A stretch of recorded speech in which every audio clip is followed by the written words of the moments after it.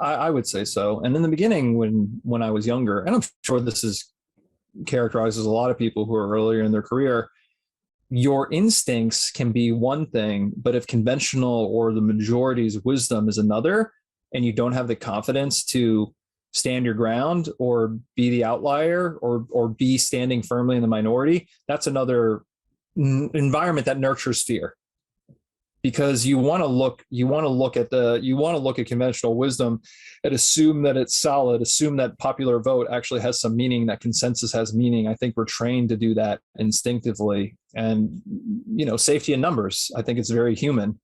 So in the beginning, I think fear often is when you're going against that, there's a lot of fear just naturally that comes from that even. What would be your advice to yourself, to your younger self, if you could, do it again, or if you could have been the conventional wisdom giver to younger Sam? Oh, geez. Younger Sam was a whole different person. So I'd have to temper, I guess, how I would convey the Well, wisdom. let's say Really, to I a think young, yeah, to just anyone in the market who's, more in the earlier part of their career.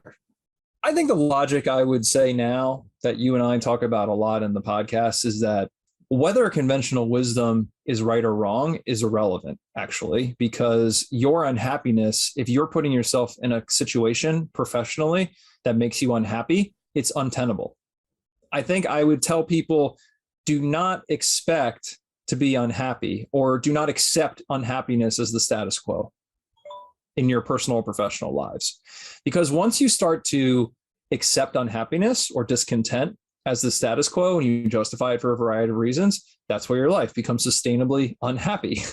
And that's not the way that anyone should be living. So regardless of conventional wisdom and its application, I would counsel young people and people who maybe aren't as sure-footed in their direction that you should always be able to be happy with your professional and your personal choices. And if you're not, it's a trigger that you need to change something.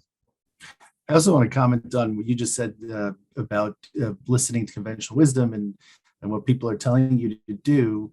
If we live our lives as a should, then we will never be better than what other people think we can be.